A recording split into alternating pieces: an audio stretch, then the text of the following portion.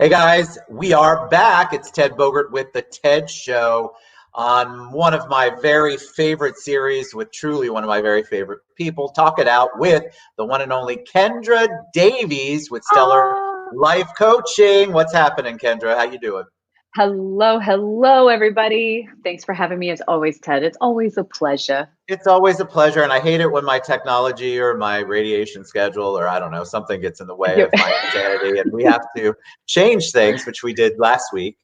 yeah. But I love this topic. I did not want to not have a discussion about finding and maintaining hope because I think a lot of people are Mm, in that mode. But before we jump into that, for those people who are just joining for the very first time, where have you been? Tell us a little bit about you, Kendra. So my name is Kendra Davies, and I am a positive psychology practitioner and a life coach, and I own Stellar Life Coaching here in, I was about to say New York, uh, Orlando. Hey, it's all right. New We're moving York's up fine. in Orlando. And I work with individuals, couples, businesses. I do public speaking. I host women's retreats and workshops. And I help my clients identify, define, and cultivate their happiness and live their best lives. And it's my passion and it's my life's work. And yeah, that's who I am. That's what I do. I love it when people say, "Are you going to do another show with that feisty redhead?" I like feisty. That's good. Hmm. Because that they remember the conversations. The conversations are memorable, and that's why I love it when I throw a topic at you and you're like, "How about we do this?" Which is fine. I actually prefer that because you have your finger on the pulse of that kind of stuff, and I think it's super Yeah. important that we have a discussion on that. So hope. Where did hope come Hope. from? So I Where'd always that like to talk topic about, come from? oh, well, I mean, the world is on fire, Ted.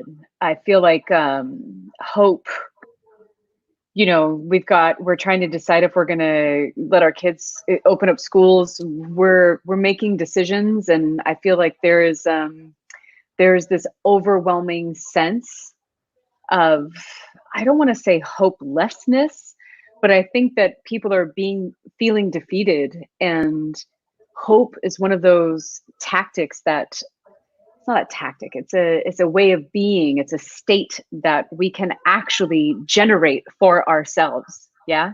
And I wanted to talk about hope because I just feel like we need it. Like we need hope for ourselves, we need hope for the future, we need hope for our lives and what can be.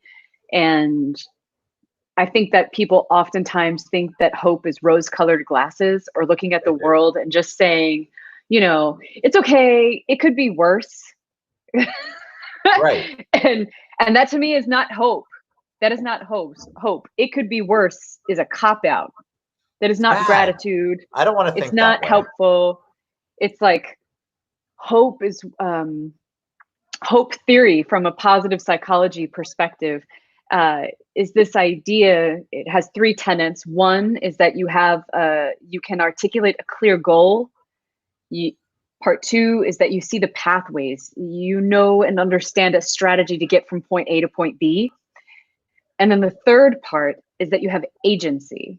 You believe that you have the fundamental tips, tricks, tools, resources, connections to get yourself from point A to point B. That is hope, right? It is far more associated with doing and cultivating than just looking at it and being like, oh, well, this sucks, but it could be worse. Well, so we had before we went live, I promoted some, and a few people messaged me and said, "Listen, Ted, the last thing we need is hope. We need a positive plan." And I said, "Well, I Oh, you froze, Ted. Is don't it me? understand how you can't have hope there." Oh, well, you're still there for Or me. I hope you're still okay. there. Can you hear Yeah, me? you're there now. Yeah, yeah, Good.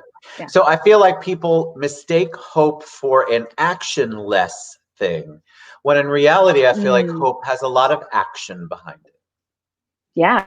Hope is generated by the idea of agency, like to have personal agency. Agency is like autonomy. Like, do I believe that I can? Does that make sense? So, Yes. like, you can have the action plan. That's excellent. You can give me the instructions. But if I don't believe that I have the fundamental fundamentally required skills and resources to make that plan come to fruition, then I won't have hope. Correct. And so when for instance, if I'm talking to somebody who's been stuck for years, yeah, somebody who really identifies with like they just got served the shit sandwich, hit after hit after hit, life has beat them up and they're stuck, right? Yeah. The first thing I want to do is work on agency. There's this idea of learned helplessness, right? Where we can Yes. learn when life beats us up that it doesn't matter what we do, that we can't affect change, that I can't change the outcome of this abusive situation or my shitty boss, like I can't change them. And I try to communicate and I try this and I try that and I get help and I talk to the people and it doesn't work. And I learn, it becomes a process of learning that I'm helpless to affect change. Hope is one of those things where we can begin to cultivate agency and make small wins and let them add up and build on each other to have a vision of being able to actually be successful again. How do I learn how to be able to affect change again, to believe that I can affect change again? I love that because I think I love what you just said about the small progress, the small milestones, because I think people get so caught up. All right, I hope for the best, and then one little thing's disappointing, or they only make a teeny bit of progress in their mind, and then all the hope goes out the window, all the belief, all of the positive energy, and it all goes. And I think that they measure hope in this big, giant, global way, where it really can be compartmentalized smaller. It can be done in smaller steps, which is what you sort of mentioned before. And I think at the end of the day, what makes activism possible is hope. Like if I do not see a way forward, right? If I do not see the possibility of going from point A to point B, if I don't see that, then I'm not going to make action. I'm not going to take action to do that. So I think you can apply the same idea to global issues. But I think for me, when I brought up the topic, I was talking about individuals because there's so much that we're powerless over right now and there's so much uncertainty that we cannot control, that for me, focusing on agency and allowing myself to acknowledge, sometimes, some days it's just, I put on a bra today, like high five me. High five you. That's me winning. You know what I mean? My kid wasn't on his iPad for 10 hours today. Winning, right? Like sometimes we have to recognize that we're holding ourselves to a standard that no longer serves us, and that we're no longer holding space or acknowledging those little things that actually show us that we have agency. We're saying, well, if I didn't finish it, if I didn't graduate, if I didn't be the best or the first or the only, then it doesn't count and it doesn't matter. And that's just it's not true. Can you be angry and hopeful? Yeah, of course. Define that, because I think that people get confused. I think people feel like they have to be one or the other. I'm angry, so I can't think positive, because hope is a positive word. That's a positive state of mind. I feel like when you're hopeful, you're thinking of the positive outcomes of what you want to see. But I think because so many people are angry and frustrated right now, they're only identifying with that, and they don't think about the things that they can be hopeful for. So I think that, because I'm trying to digest what you just said, and like the thing that rubbed me the wrong way right away was this idea that being hopeful is only positive. Like I don't agree. I believe, in fact, that hope is most often born out of anger, fear, and negative emotion. Like it becomes the fire that motivates us to turn it around and say, okay, like this is the shit that happened to me. This is the thing that I did that got this negative results. I don't like that. I need to change that. Something has to give. Something must break away and fall away. And we got to build something new. The build something new part is where hope comes in, right? But the foundation for hope has to be there.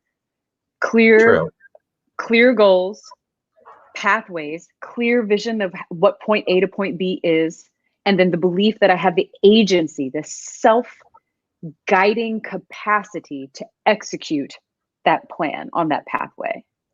Does that make sense? Why would I, so I'm going to ask you questions. Why would I have hope if my outcome, if I don't have a thought process of having a positive outcome? Does hope always mean a positive outcome? I mean, why else? Otherwise, there's people who are out there, which we both know there are, who are taking action, and there's a revenge, there's an anger, it's done in a way where hurting the other side is, whatever the other side is the actual ultimate goal. But having hope to hurt the other side, that doesn't feel like a definition of hope for me. So, but I don't think, I know what you're saying. Yeah, hope is not an end goal. Hope is the process between 2 points. Yeah. It is not an end goal. It's not an outcome. So when you say that hope ends in positive, I don't think that we know what it ends. We look at a screen and we say, this is point A and this is point B. This could be positive and negative. This could be negative and negative. It's just point A and point B, whatever that is to you. Hope is being able to have a clear and articulate goal, being able to visualize the pathways and strategies to get from point A to point B, and then having the personal agency and belief in yourself that you can do that thing. It is not connected to a positive or negative end goal. I'm going to continue to throw stuff at you because I could substitute what I'm hearing, and I want to get defined. Sure. You could substitute in what you just said the word hate for hope. Because all of those things are also motivating. There's a means to an end. You have something you're going to do. It's what binds you. It's what throws you. It's what motivates you. So how is it that both of those things could have the exact same outcome based on what the person is feeling? So how are hate and hope then different? Well, I think based on the point that you just gave, I don't think I have anything in my no. brain. No, I think that the most obvious difference, right? The most obvious difference is going to be the outcome. But what I'm saying is that hope isn't about outcome. Hope is about believing that it's possible to have a better, different outcome. Yes, I do not, but it's not necessarily world peace. You know what I mean? Like, yes. It's not the confirmed list. These 3 points will be met. I'm hopeful for those 3 points to be met. No, it's that I see a way, I see a goal, I see a path to get there, and I believe that I can walk the path. I could crawl that path, I could drive that path, I could demolish that path, I could have to get a machete and get in there and start making and clearing that path myself. But I believe that I can. I do not believe that hope and hate are the same, obviously. And this is where it gets hard. Like when you asked the question earlier, like, we don't need hope.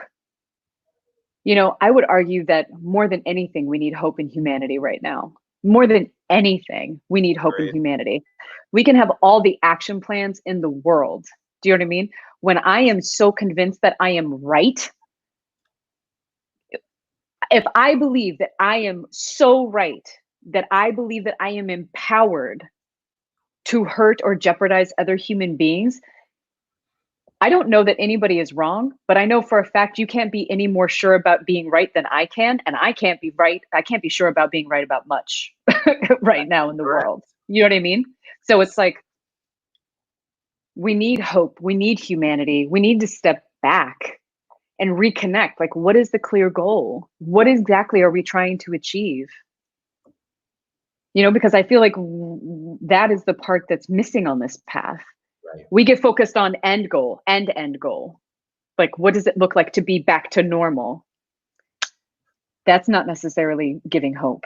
I agree with you. I totally agree. You know, I agree with everything you said before too, but I know how it's an interesting thought process, the way that you described it, because in my brain, I always thought of hope as the ultimate positive glue that gets you from step A to step B, and then B to C, Yeah. and then to your end goal. But I like what you're saying in that it doesn't necessarily always have to be like that. You have Yeah. hope is, but hope for a lot of people, when you hear that word, that's like the ultimate, all right, I'm going to hang on because I have hope in XYZ. Hmm. And for a lot of people right now, they're hanging on to that. Yeah. But even think about that. I can have hope that my crappy relationship will be less crappy, right? I mean, it's not about the end goal. It is just like, this is what I mean by like, I don't want you to get attached to the word positive. It can be better, right? The hope, the idea here is that it will be better. But at the end of the day, there isn't a certainty or a guaranteed outcome with hope. Hope and faith are more likely connected than hate, right? Correct. Like hope is just that fundamental belief that it is a possibility. And I think in our world right now, with what's going on, that there are a lot of people who have gotten past the hope of making change. And so that's where the hate, and hate's a strong word, but the hate, the negativity, the disruption, the want to change, the I'm tired of all this bull, is the motivating factor that actually is connecting them from A to B, because they want to see Mhm. change. Do they hope that there's change? Yeah, you could put that spin on it if you wanted, but what you're saying is much deeper and much more Yeah, in tune with how people are feeling. I have to make this change.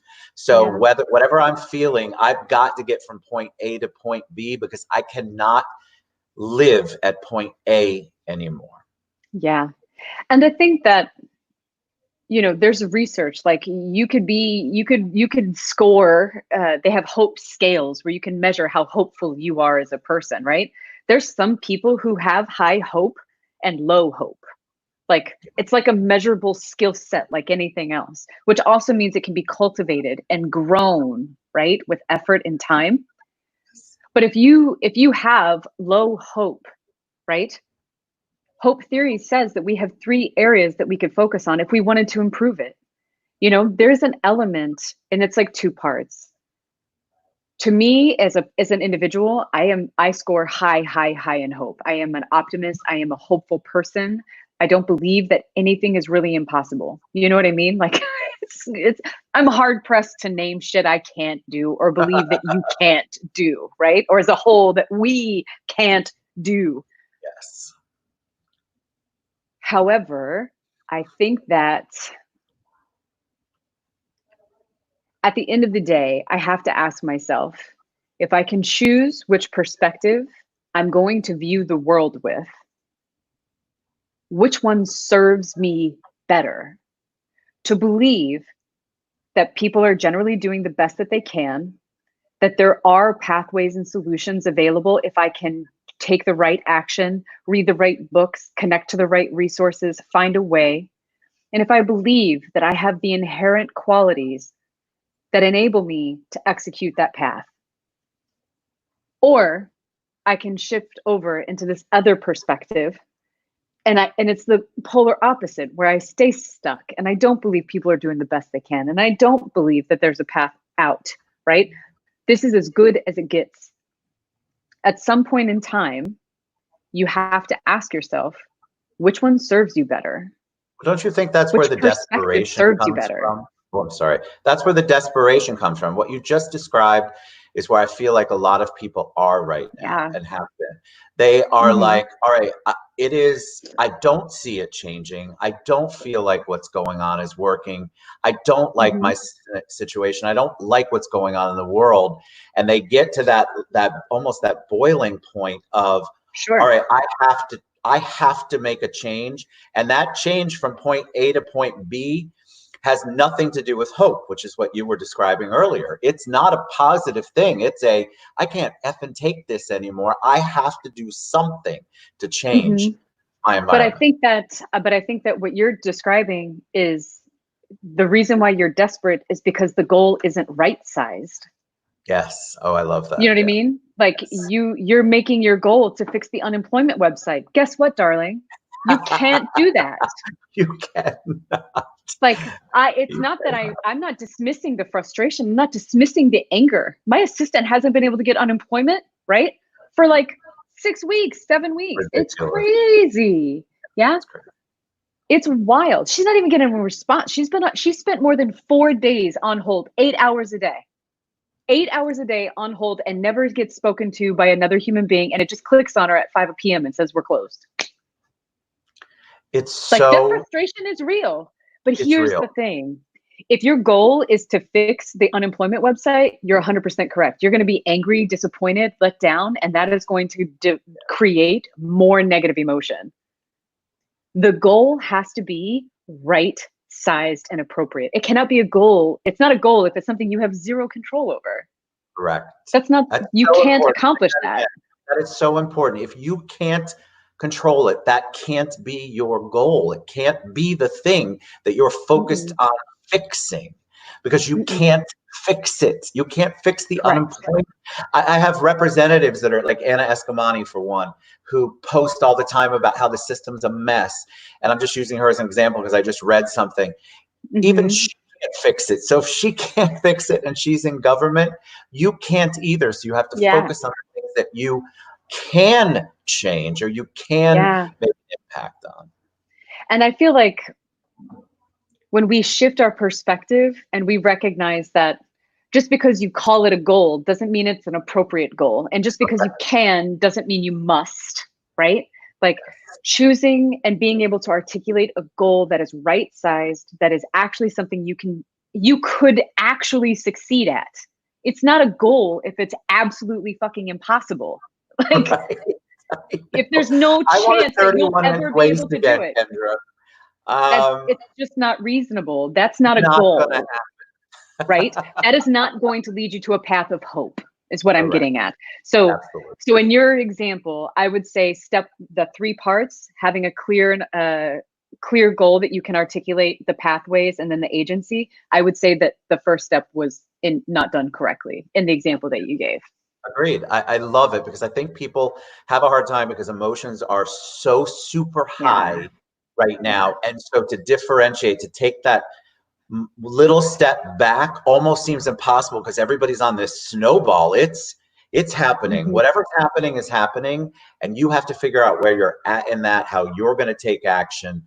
But I love the example of the unemployment because I think a lot of people really, really, really don't understand that if you're focusing on that thing, you are missing the boat because you cannot change that thing.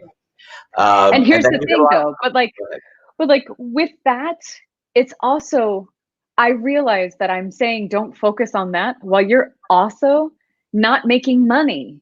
Like while you're not able to meet the needs of your family. Like what I'm saying is if we obsess about the thing that we cannot change, we're just going to experience learned helplessness and feel defeated.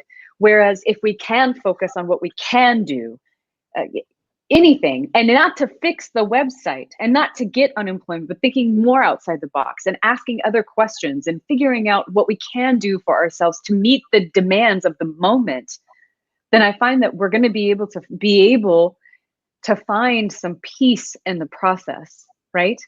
And that hope isn't necessarily hope that I'm going to get unemployment. My hope is that this can be better. Yes. This situation, this moment can be better, that my family can be better, that in 30 days, I could do something with any effective change, right? Even if that is calling food shelters or food pantries, even if it is reaching out to those people who are making Facebook posts about if you run out of food, you call me, right? Like you don't have to do this alone. Call me, by the way. I'm sure Ken is the same. You have to. I love that post. But I think people are looking for, because emotions are high, Rose said it too, the anxiety's high. People are looking for something that they can do because the lack of control is what makes people crazy. One of the reasons why I used to have a hard time flying is because I'm not the pilot. So I'm not the pilot, I'm not in control. And I think that we have to figure out, all right, this is what I can control, but defining that, I think is also a challenge for some people, because you go, all Yeah. right, well, I can't control the website. I can't control the fact that I don't have an unemployment check right now. What do I do? If I don't Yeah. focus on that, what am I going to focus on? Yeah. And I think that the fear, this, I want to be mindful, because I recognize that we only have 30 minutes. So we are literally taking a sound bite of something, right? And we're using this example, which is very real for people. So I don't want it to come across like we are saying that you should just get over it. No, That is the not complete opposite of that. Yes, agreed. the idea. Here is to offer a pathway to some peace, and to say that you can focus on other ways of feeling empowered. I can give you another example that's not related to any of this. Like when it comes to food, right? I have a client who keeps saying, like, I can't say no to cookies, and I can't say no to cake, and I can't say no to sugar. And my question is, well, what do you get out of it? Right. And he'll tell me, he's like, I mean, I don't get anything out of it. I'm like, that's impossible. You keep doing it. You don't want to. It does not support your ultimate goals to take better care of yourself. You have high cholesterol, right? Like, you have health concerns, and you're making this decision over and over again. So what do you get out of it? And what it comes down to is that his job is so demanding, and he works 60 to 80 hours a week. He is exhausted, and he has no power. And so when it comes to food, he has all the power in the world over, he's the only one who controls what goes in and out of his mouth. Correct. Right? And so when it comes down to it, he is completely depleted from an energy perspective to make healthy decisions. And it's the only power he has. He gets to Yes. say what he wants. What he wants matters when it comes to food. He can choose it, he can buy it, and then he can consume it. He's an Correct. all power, right? To me, hope in that example is that I need to find ways to be hopeful, that I can feel empowered in a different way. Right. Things I can control. I can cut off my work schedule. I can say that I can't work after 6 p.m. So sorry, work. And guess what? The work is going to be there tomorrow. Correct. You're not going to work for 12 hours today and then it all be done tomorrow. They're not going to let you go because you finished the job, right? Like, that's not how it works. Correct. So we can control our schedule. We can control what food is in the house, right? Yes. We can have accountability partners. We can make better choices and schedule breaks to have physical exercise. So when it comes down to making a food choice, I'm going to be more inclined to say, I'm going to go for a run, or I'm going to go for the gym later. I don't want to eat that beforehand because it's going to feel gross. Correct. Do you And see then what I'm saying? when you flip the switch like that, you're also in control. It's just a different control. You Yes. have the control to say no, or to say not now, or to say Mm-hmm. not right now, or not this particular thing. And so, but those go ahead. Those two things I love that example. And I think the thing that's most important to point out is that we didn't change the goal to not eat sugar. Correct. We changed the goal to, I want to feel empowered in a different way. Because the problem wasn't the food, the problem isn't the website, the problem isn't the thing that's outside. It is what we are getting from the experience, right? Correct. And so when we get real about that, we can change the goal to meet that demand. And that is going to ultimately shift, the furniture of the soul. That's going to move all the things around and create a new experience. So before we head out, we had a lot of people ask before we went live. Oh yeah? And then we'll head out after this, but this is such an important question and I love it. What is a step or two, or what can people do if they're currently feeling hopeless? What's one step that they can take? What's one thing that isn't a Herculean task? Because when you get hopeless, because I've been there, I'm sure you've been there. Yeah. You feel like no step's going to matter. And yet that first step does really matter. Something matters when you're making progress toward getting out of that. So is there any tool or anything that you can give them? So one, I would say get support. I think that hopelessness is one of those things that it's really hard to teeter. You don't teeter that line for long before it You comes don't. toxic and very dangerous. So if you're feeling hopeless, do not be afraid to reach out for support. A Yeah. coach, a therapist, a psychologist, a friend, your parents, your cousins, whatever, like ask for the support that you need, because it is a dangerous line to walk for too long. That's number one. Number two, oh, my darlings, honor the little things. You know, when we use this measuring stick that was given to us, the world told us that this is what it means to be a woman and a man and a good person and a good employee. Like, these things, the world has told us what they are, and we're using this measuring stick. And when the world does what the fuck it is doing now, which is being turned upside down on its head, we still want to take that same old measuring stick and measure ourselves with it.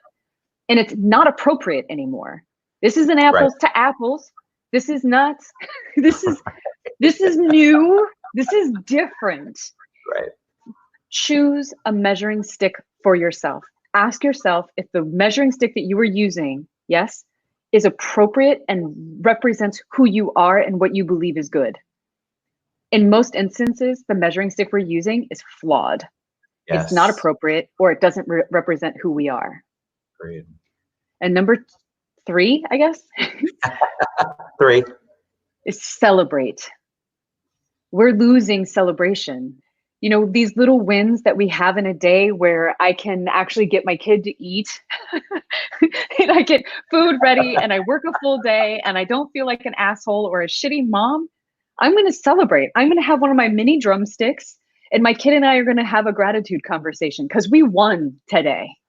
Right. And I think that we have to be willing to celebrate. It won't look the way that we thought it should, but we have to be able to celebrate the little wins every single day. And you don't have to reward yourself with ice cream every time. It could be 5 minutes of a dance party in your living room. Just cut loose, shake it off. Yeah. Shake it off and allow yourself to really experience the wins that you are having when they happen. Like, honor them, no matter how small they are. You got up and put a bra on? Let's do it. We're all happy for you. Exactly. Like, it doesn't have to be big. It doesn't have to be big. But if we don't celebrate these little wins, then we're most likely not going to celebrate the big wins either. Celebration is so important. All right. So that was amazing. Thank you, Kendra Davies, Stellar Life Coaching. Best way to reach her, obviously, stellarlifecoaching.com, or I tag her and everything, so you can click on the tag and reach out to her. Yeah. Message me. Amazing. That was such an important conversation. I love the dialogue. More people need to hear it, and we do need to celebrate the little things. So I celebrate you. Thank you so much for being on the show. I appreciate it. Look forward to this every week. Kendra Davies, thanks. Thank you so much. You guys, the one thing she said, though, all of it, if you're feeling hopeless, it is a very teeny tiny tightrope that you're walking. Reach out to somebody, let somebody know, because it can turn like that. So we love you guys so much. Love you, Kendra. You're the best.